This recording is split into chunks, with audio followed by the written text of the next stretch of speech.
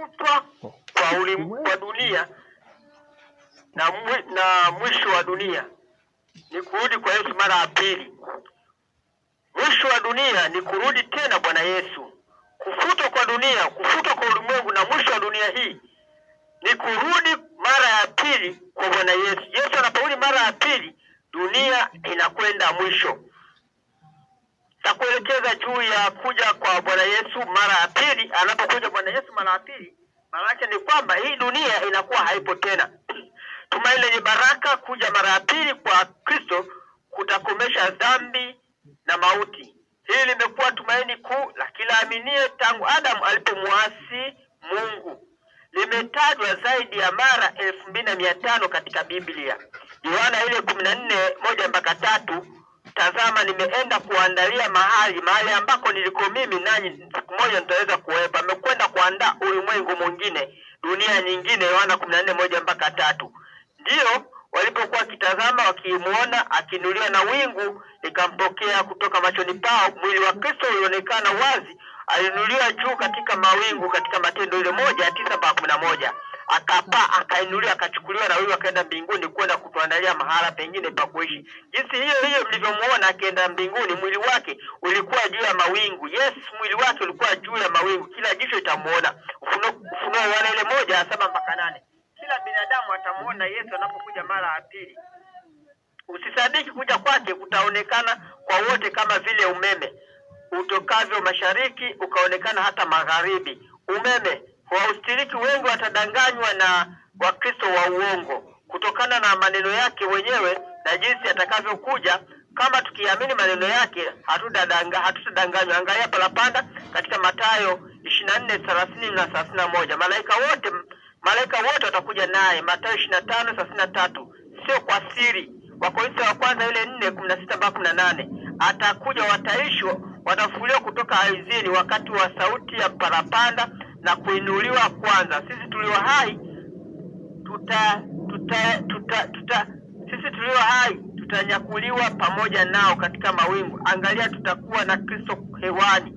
Kristo hatagusa ardhi kwa miguu yake. Anapokuja mara ya pili, Yesu hatakuja kuishi hapa ili ataishi siku 40 atakaa hapa. Hapana, Yesu atafikia pale angani na tutakwenda kumlaki pale angani na kuelekea katika kambi ya watakatifu huko juu mbinguni, miaka 1000, hali ya kutokufa, uzima wa milele, hakuna mauti tena, maisha yasiyo na mwisho. Fikiria hayo. Miili yetu itabadilishwa kama mwili wake wa utukufu. Wafilipi 3:21. Itakuwa miili mikamilifu isiyokuwa na magonjwa au ulemavu wa aina yoyote ile.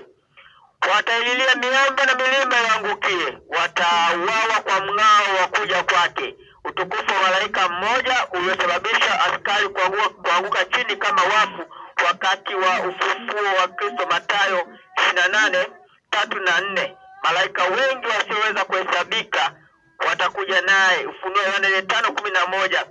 Watakuja pamoja na Kristo. Fikiria juu ya utukufu. Lazima niwe tayari kumfuata Bwana Yesu. Katika Isaya ile 25:9 tutasema siku hiyo kwamba huyo ni Mungu wetu tuliomngoja tukimvumilia aje atusaidie. Isaya 66:15. Atakuja na moto, atatoa moto katika kichwa chake, atamuunguza yule muovu na kumpoteza kabisa.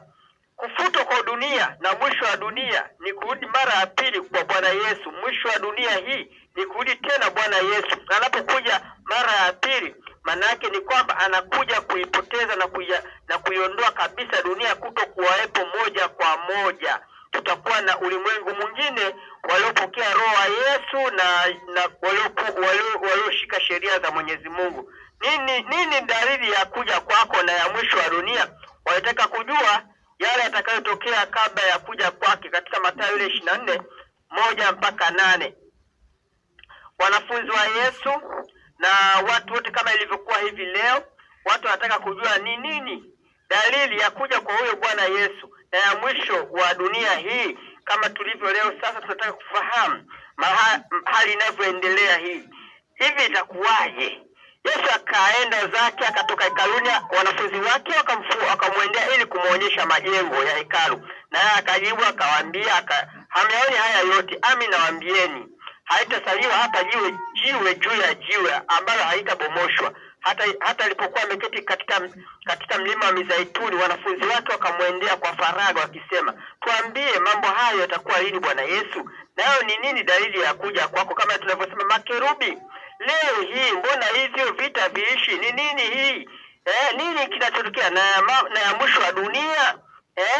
Ni dalili ya kuja kwako Bwana Yesu na ya mwisho wa dunia. Yesu akajibu akawaeleza, akawaambia, angalieni mtu asiwadanganye, kwa sababu wengi watakuja kwa jina langu wakisema mimi ni Kristo au mitume na manabii wa uongo, nao watadanganya wengi. Miujiza, wanafikiri kwamba miujiza ndio kumjua Mungu, kumbe miujiza ndio kwa sababu watu hawana imani. Nanyi mtasikia habari za vita na matetesi ya vita. Angalieni msisitisho, maana hayo hayana budi kutukika, lakini ule mwisho bado. Kwa maana taifa itaondoka kupigana taifa na ufalme kupigana na ufalme. Kutakuwa na njaa na matetemeko ya nchi mahali. Hayo yote ndiyo mwanzo wa utungu. Hapo ndipo mimba imeanza kuingia, ndio mwanzo wa mwisho wa dunia. Wakati huo watawasaliti ninyi mpate dhiki, nao watawaua, nanyi mtakuwa watu wa kuchukiwa na mataifa yote kwa ajili ya jina langu. Ndipo wengi watakapojikwaa, nao watasalitiana na kuchukiana, na manabii wengi wa uongo watatokea na kudanganya wengi. Na kwa sababu ya kuongezeka maasi, upendo wa wengi utapoa, lakini mwenye kuvumilia hata mwisho ndiye atakayeokoka. Tena habari njema ya ufalme itahubiriwa katika ulimwengu wote kuwa ushuhuda kwa mataifa yote. Hapo ndipo ule mwisho utakapokuja, wakati ambapo napona Pastor Makerubi anaponguruma na kuelekezeni. Nitakapoacha tu ujue kwamba tayari mapigo yanakuja pale mbele, mapigo 7. Baada ya mapigo 7, kwamba nitakapoacha mapigo yatakapoingia, ujue mlango wa rehema umeshafungwa kwa dunia nzima. Hawatasikia neno la Mwenyezi Mungu, itakuwa tayari hawajui. Vita na tetesi za vita zimeenea jinsi gani leo. Njaa, fikiri juu ya maelfu na hata mamilioni ambao wamekufa huko Kampuchea, matetemeko ya nchi mahali. Mambo hayo sasa hutokea kila wakati kuliko siku zilizopita. Imetangazwa kwamba watu 7,500 waliuawa na tetemeko huko China. Jua litiwa giza na mwezi hautatoa mwanga wake, na nyota zitaanguka kutoka mbinguni. Hayo yote yametokea. Jua litiwa giza tarehe 19 Mei 1980. Mwezi ulikuwa kama damu. Siku hiyo nyota zilianguka mbinguni. Nyota zilianguka tarehe 13 Novemba 1933.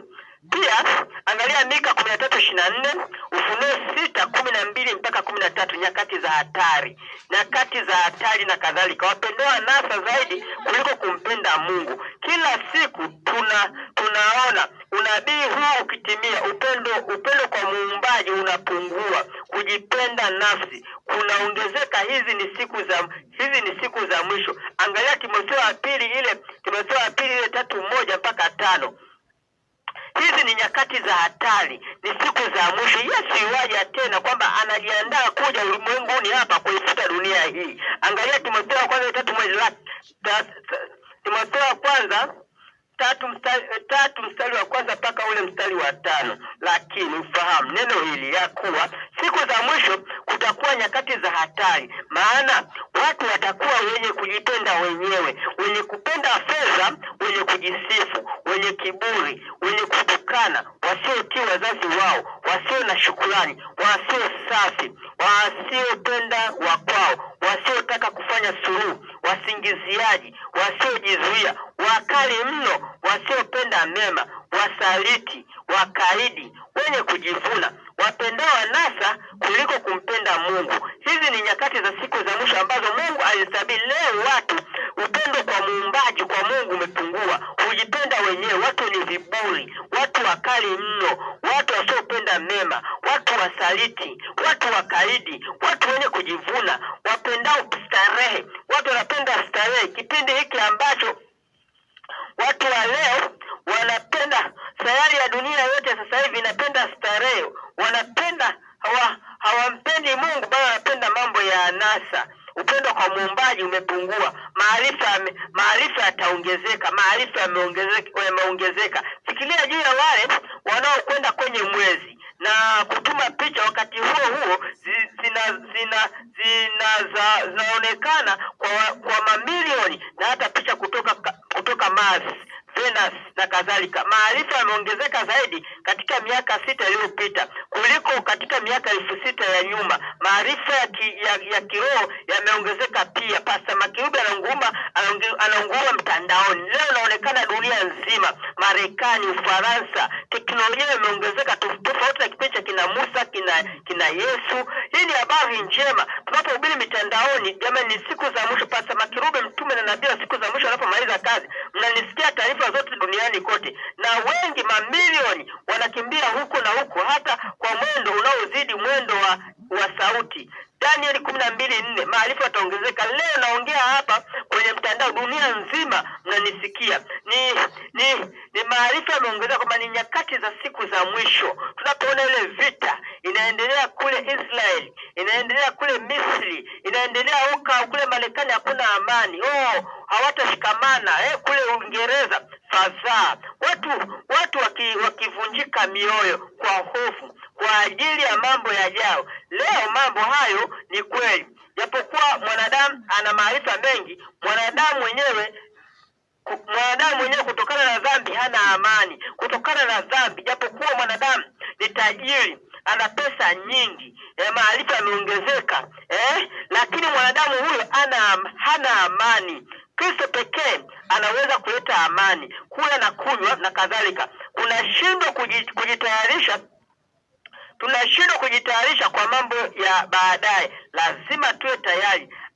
Anangojea injili ihubiriwe ulimwenguni mote. Zaidi ya 90% ya nchi katika dunia yote zimeshapelekewa injili. Biblia imetafasiriwa katika lugha zaidi ya 1300 katika angalia Mathayo 24:14. Habari njema hii inapohubiriwa mtandaoni inakwenda kufunga kazi, kama ilivyokuwa kipindi kile cha Nuhu, kama ilivyokuwa kipindi kile cha Musa, kama ilivyokuwa kipindi kile cha Ibrahimu. Watu wakitengeneza Babeli kule, wakatengeneza mnara. Ibrahimu akakataa kuabudu miungu. Nuhu akakataa kuabudu masanamu na mapicha.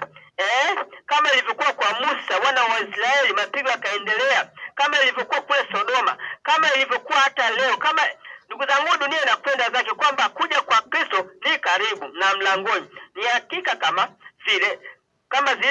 zilivyo mbingu na dunia zitaondoka, sio siku wala saa. Kuwa tayari wakati wote. Tazama juu, kwa kuwa wokovu wako umekaribia. Mwaminini Bwana Yesu, kwa sababu yu karibu kuja hapa ulimwenguni.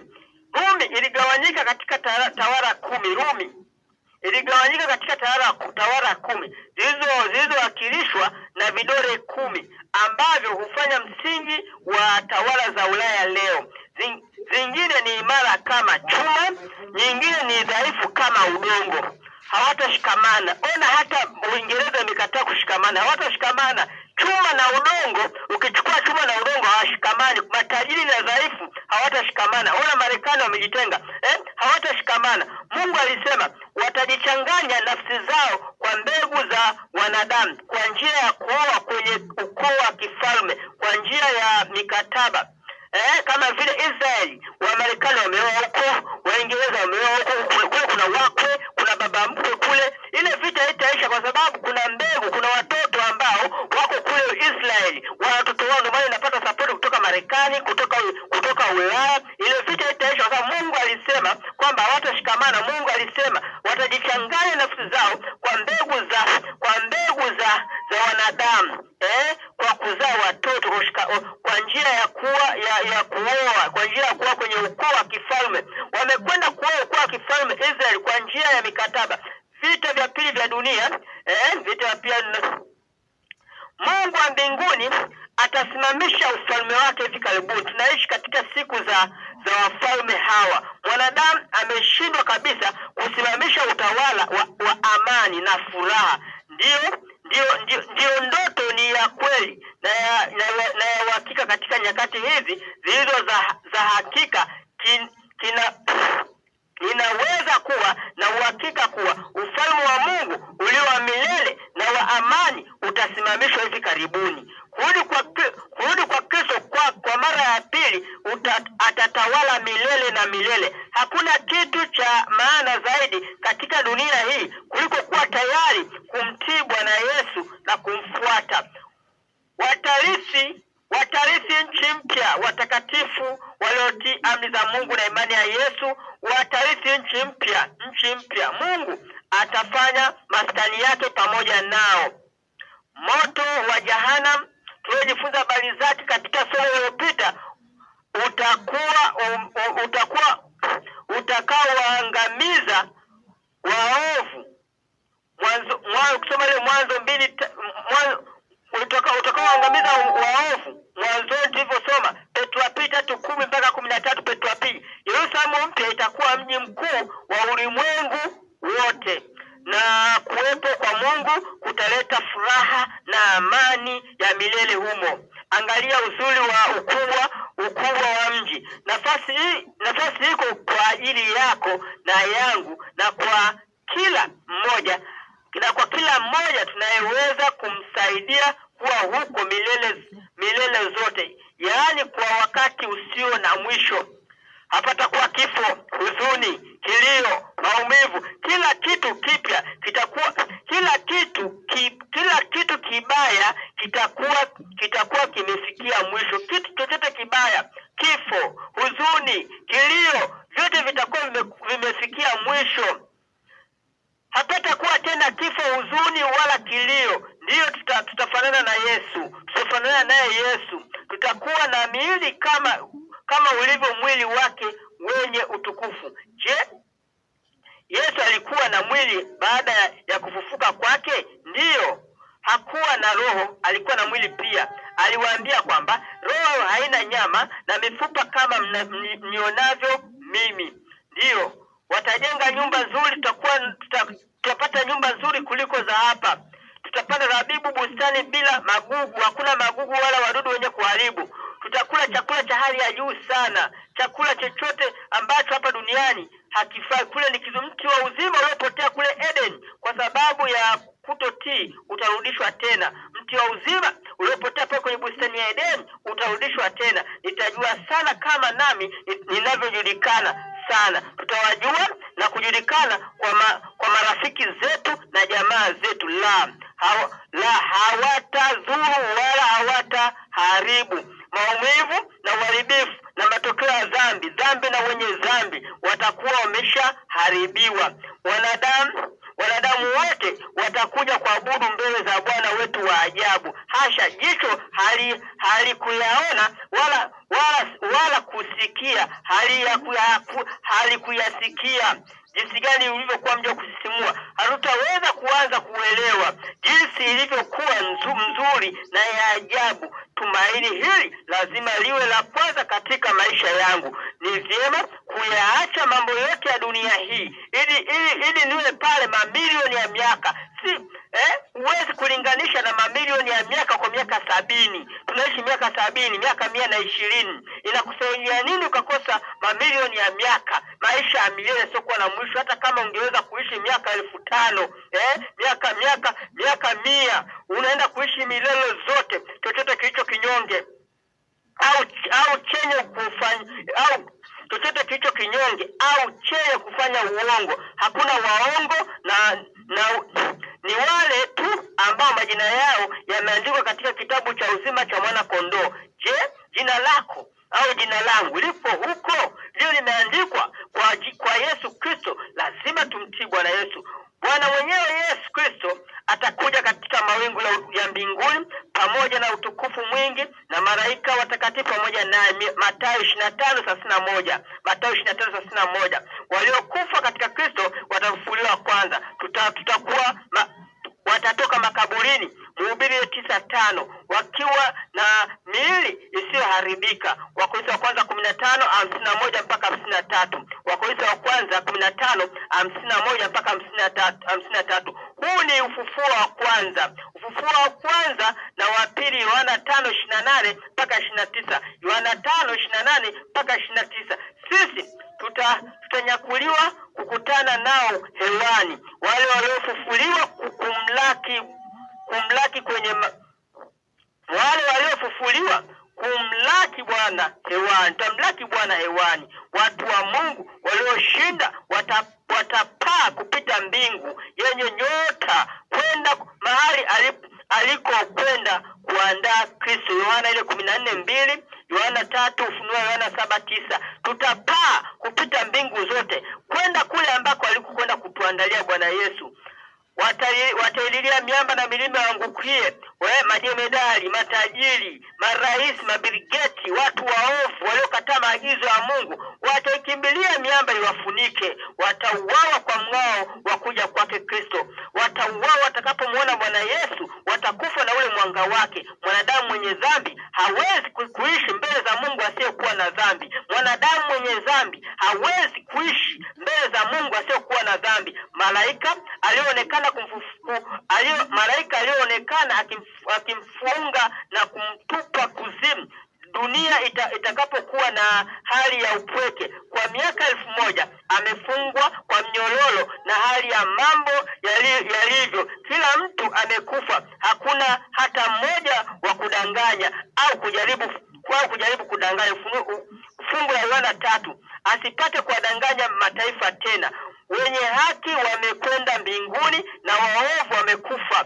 Hana kazi ya kufanya. Kipindi Yesu anapokuja mara ya pili, watu wakimlaki mbinguni wakwenda kwenye kambi ya takatifu, watu wote wakiwa wamekufa. Shetani atafungwa mnyororo, atakosa mtu wa kumdanganya. Dunia yote itakuwa giza, nyota hakuna, wala mwezi wala jua, ni giza jeusi totoro. Hakuna mtu wa kumdanganya. Hapata kuwepo mtu hata mmoja. Miji yote iliyokuwepo ilibomoshwa, magorofa, majengo makubwa, kila kitu kitasambaratika katika ile pigo la 7, ile mvua ya mawe. Haitasaliwa jiwe juu ya jiwe.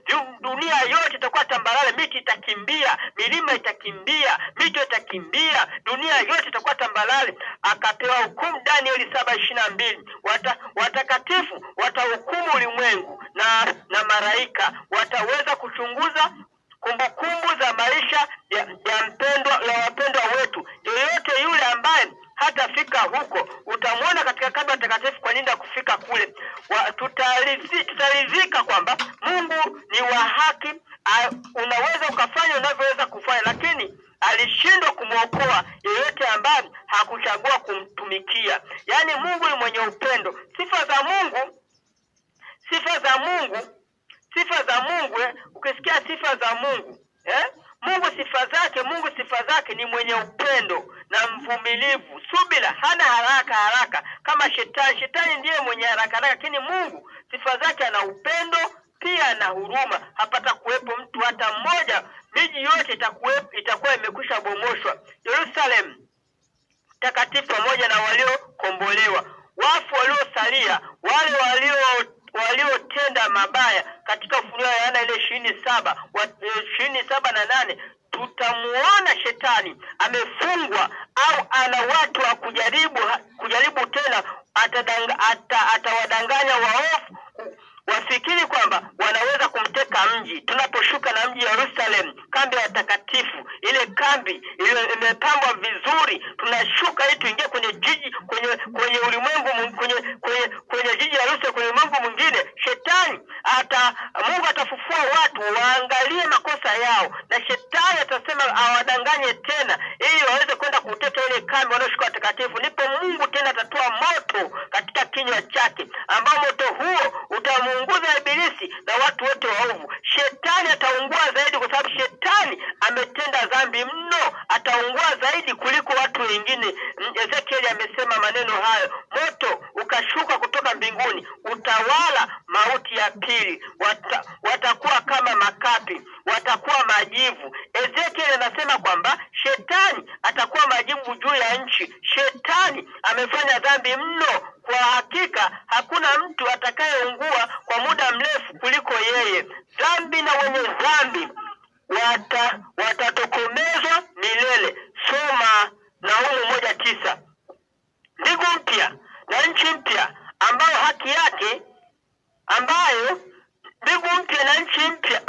haki yake ndani yake hakuna tena huzuni, dhambi au kifo. Mpango wa Mungu wa kwanza wa dunia hii utarejeshwa. Ni siku ya ajabu na ya kusisimua jinsi gani tutakavyoingia katika mji ambao Mungu amekwenda kutuandalia. Basi tunapokwenda kuomba, kumshukuru Mungu kwa taarifa hii kwamba kufuta kwa ulimwengu huu ni kuja kwa Yesu mara ya pili. Yesu anapokuja mara ya pili, dunia hii inakuwa imefikia mwisho. Ndio maana hata sayari ya dunia yote ni maji pamoja na udongo. Mungu aliumba dunia hii kwa maji na udongo, na ndio maana hii dunia yote imejaa maji. Ukiona hiyo mbingu ya blue juu yake kuna maji. Ile siku ya pili alipokuja kuumba dunia yote ilikuwa ni maji, sayari yote ilikuwa ni maji, na chini kulikuwa na mwamba. Mungu akasema liwepo anga katikati ya maji. Anga likashuka katikati ya maji likapaa. Pale unapoona hiyo mbingu ya blue juu yake amekalia maji, na maji mengine yakagawanyika. Leo kuna milima na mito huku na huku, na udongo ndio huo. Udongo unatupa chakula, tunapata chakula, na udongo unatupa chakula na tunapata maji. Ndio maana mwili wa mwanadamu ni damu na maji. Damu inatokana na chakula, mboga hizo, nyama, vyakula hivi vinakupatia damu. Na mwili wako huu ni udongo. Mwanadamu, Mungu ameumba sayari hii, asili ya dunia hii ni maji na udongo. Ndio imeumbwa kwa maji na udongo, na viumbe vinavyoishi hapa vinatokana na maji na udongo. Ndio maana mwanadamu anaishi kwenye mavumbi, kwenye udongo huko ndio sehemu yake. Anakuwa yupo huru. Tena mwanadamu anaishi vizuri kwenye manyumba ya vyuma, manyumba ya magorofa. Unapokaa kwa magorofa unajiua tu. Mwanadamu ni sawa na mnyama. Mwanadamu ili akae kwa uhuru anatakiwa akae kwenye sehemu za mashamba, kwenye mamiti huko, kwenye maji huko, kwenye mivumbi huko, anapata mavyakula, anakunya huko, anaishi huko, udongo anapata mavyakula, anapata hewa safi, oxygen inatoka kwenye carbon ya mimea. Mimea inatoa oxygen, japo mimea inavuta carbon, afu inatoa oxygen anaivuta mwanadamu. Mwanadamu ameumbwa kwa udongo, ndio maana anarudi kwenye udongo. Mwanadamu anaishi kwa kutokana na udongo pamoja na maji. Basi tunapoomba kuja kwa Yesu mara ya pili, anakuja kuifuta dunia hii. Baba yetu na Mungu wetu mwema, asante kwa utukufu wako. Asante umetupambanulia kuja mara ya pili kuifuta dunia hii. Asante tuwe tayari ili tunapoona matukio yanatokea tukae tayari tukijiamini kwamba zinakuja siku ambazo sasa ni mapigo. Katika Ufunuo Yohana 16:1 mpaka 17 kuna yale mapigo yalipotokea kule kwa Musa yanakuja tena. Mungu wa milele, turehemu ili tufahamu hii kweli. Pastor Makiruba anapounguruma watu wasikie sauti yako, wengine kwa ajili ya uzima wa milele, wengine kwa ajili ya hukumu ya milele.